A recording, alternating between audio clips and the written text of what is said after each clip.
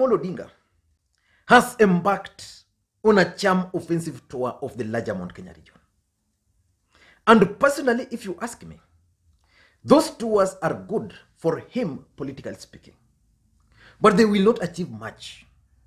Raila Odinga cannot enter the larger Mount Kenya region as Raila Odinga. He can only do that through President Uhuru Kenyatta. If Raila Odinga wants the key to Mount Kenya region, he must look for President Uhuru Kenyatta. And Uhuru Kenyatta should be able to help him get inside Mount Kenya region. Symbolically, while in Githurai today, Raila Odinga managed to cut the ribbon to symbolize his entry into the larger Mount Kenya region. In this video today, I want to demonstrate to you guys why I strongly believe that the charm offensive tour of the larger Mount Kenya region is good for him, but will not achieve much.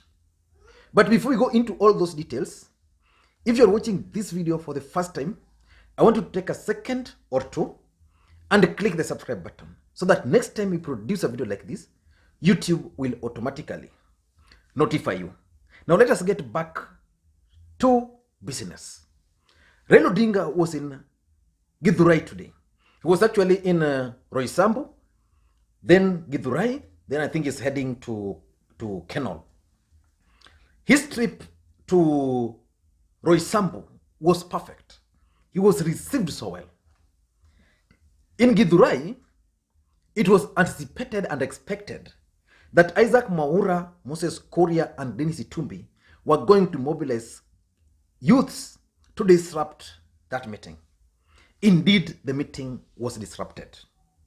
And if you ask me, the effort which Raila Odinga placed or put in the Githurai meeting today would have achieved better results if, say, for example, he used those energy and resources and time in one of his strongholds. Let's say the coast, western, even the northeastern there, or even some places in Ukambani. But that's now behind us. What do you think was the objective of Raila Odinga's trip to Githurai? In my view, I'm looking at it as if Raila Odinga was trying to set a trap or to lay a trap for the Deputy President and his allies.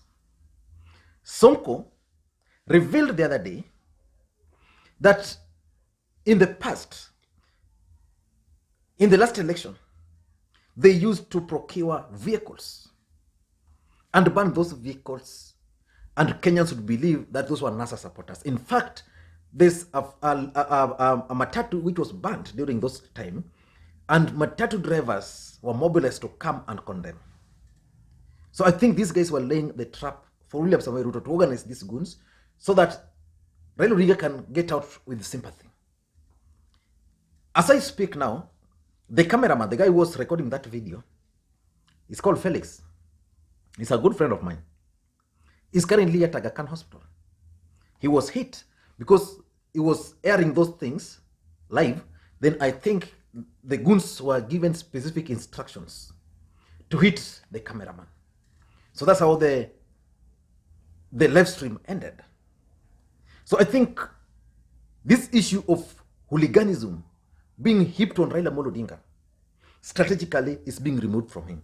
Sonko said they were used to organize those goons. So which means Raila Odinga was not part of it.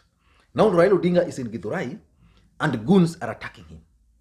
So maybe that's the objective, to lay trap. The second thing which I think William Ruto's allies were trying to do, they wanted a situation where Raila Odinga is chased. Or maybe Raila Odinga even wanted a situation where he's chased out of Mount Kenya region. So now, because the event has ended, everybody's blaming Moses Kuria, Dennis Itumbi, and Isaac Mwaura for organizing goons. I'm seeing even Isaac Mwaura trying so hard to dissociate himself from the blame. But that's beside the point. Now let us focus on the content of the video. Why I strongly believe that Raila Odinga's charm offensive tour of the larger Mount Kenya region will not achieve much. Uhuru Kenyatta and Raila Odinga are expected to embark on a tour of the larger Mount Kenya region. Raila Odinga has been meeting groups. He's now outside there campaigning, and he was in Kameme. And when Raila was at Kameme FM, I noted some of the messages he was sending out to the people of the larger Mount Kenya region. The first thing he told them is that they owe him a debt, which dates back 50 years ago, the debt of Jaramogi. And then Kibaki, also a debt. So he was just reminding the people of the larger Mount Kenya region that as the Odingas, or as Raila Odinga, they've always stood with the Kikuyus. And in fact, he added that hata Ruto wakuna deni yao, but ya Ruto ingoja yake kwanza. The second thing Raila Odinga stated there is the fact that BBI is good for the larger Mount Kenya region. So it will be upon them to decide to reject it or accept it. Of course, if you ask me, BBI is a good document. But if Central Kenya is not going to support it, then we don't need to pass it without their votes, because if it's going to pass, still Mount Kenya region is going to benefit more. So that's how I'm looking at it. The third thing which I got from Raila Odinga's interview at Kameme is the fact that he was saying that he has not derailed any Jubilee development agenda. That was Raila Odinga. And lastly, he also stated clearly that he did not chase anybody from Jubilee, because William Ruto has been trying so hard to blame Raila Odinga for the problems in Jubilee Party. So Raila Odinga is now keen in the larger Mount Kenya region. Talking politically, Raila Odinga has always contested for the presidency in this country. In 2007, he didn't get the support of the larger Mount Kenya region. 2013 again, 2017 again. So which means there's nothing which Raila Odinga can actually gain from the larger Mount Kenya region. But he must get substantial number of support from there. Let's say even if it's 30%, because he normally gets less than I think 5%. So if he can increase that to 30%, then he will be home and dry.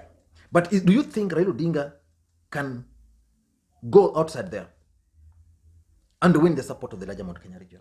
Because that's the main issue. In my view, Raila Odinga alone cannot do that. The first thing which must happen is that President Uhuru Kenyatta must personally take charge of his people. He must take charge of the Building Bridges Initiative campaigns in the larger Mount Kenya region. Without that, he will be cheating Raila Odinga. I'm told that the president is likely to be with the Mount Kenya leadership on Friday, and then next week he will embark on tours of the region. I'll be following very closely the kind of messaging which the president is going to give to the people of the larger Mount Kenya region. I'll be following that very closely. His messaging on the Building Bridges Initiative process. So if Uhuru Kenyatta is going to take the BBI campaigns to the larger Mount Kenya region, then these people, let's say they'll go ahead and embrace it. And after embracing it, then it means Raila Odinga can now go to those people. Without that, nothing. Raila should forget about the Mount Kenya votes. Of course, he has his support. Raila Odinga has a few people who support him. They'll do everything. And of course, even William Ruto have people who cannot vote for him in the larger Mount Kenya region, so they'll end up voting for Raila Odinga. But the fact of the matter is that President Uhuru Kenyatta must now decide and start leading the BBI campaigns in the larger Mount Kenya region. This should not be the work of Raila Odinga. Even the handshake, the person who should sell it is actually President Uhuru Kenyatta, not Raila Odinga in Central Kenya. Anytime the president goes to Kisumu or comes to Kisumu here, he's always received like a hero. It means the Luos, for example, don't have any personal issue with President Uhuru Kenyatta. But now when Raila Odinga is going down there, then there are issues. He's being stoned. There are issues there. So which means the people in that region still have issues with the president. So it will take the courage of the president to go outside there and convince them. Raila can't do that. Number two, the community leaders, key community leaders from the Kikuyu community, must start showing support to Raila Odinga. Today, Raila Odinga was in Githurai. Was he accompanied by any single member of parliament from that region? Go see? I'm here to get a list of the members of parliament who accompanied him. Probably only minor commander. So which means there's a problem. If members of parliament cannot accompany Raila Odinga and they want to support President Uhuru Kenyatta, there's a problem. And that problem can only be solved by community leaders. These people who are very influential. So you go to an area, you find a businessman there, you come here, there's a businessman here. So those people who are very influential within the Kikuyu community, people like SK Macharia, there are so many of them, some I don't even know their names. They must start embracing Raila Amolo Odinga. If they won't embrace Raila Amolo Odinga, I can assure you, Raila Odinga can make 1,000 trips to Githurai. Those people can even agree to welcome him, but it won't change much. So the leadership there must start showing open support to Raila Amolo Odinga. If today we had a governor showing open support, you see someone like minor commander is not showing open support, so it's easy. But what about other community leaders from that region? Number 3 is the artist from the region. I find Central Kenya and the Raja Kenya region very interesting. Their music industry is one of the best. They have musicians, and they always compose songs which ultimately sway the community into a particular direction. The other day I saw SK Macharia organizing a meeting with the local artists there for Raila Amolo Odinga, and indeed they met. These are the people who can now start singing sweet music to the ears of the people of Central Kenya. Because for a long time, since 2007, they've been composing songs demonizing Raila Amolo Odinga. So the only alternative now for them is to shift and start singing songs, even if not favorable to Raila Odinga, but not against Raila Amolo Odinga. These guys play a key role. And then the last group is the Kikuyu Council of Elders. They started this journey. I think at some point they were frustrated because two camps emerged. But this group can also help Raila Amolo Odinga to get votes from Central Kenya. They should start going outside there, coming to Luo Nyanza, Luo elders going there, things like those. But without that, let me tell you one thing.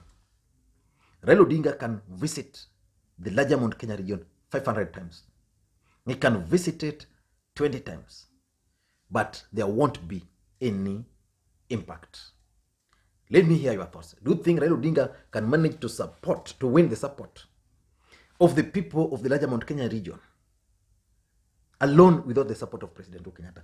Let me read your comments below. Thank you guys, and please, may you have a good day.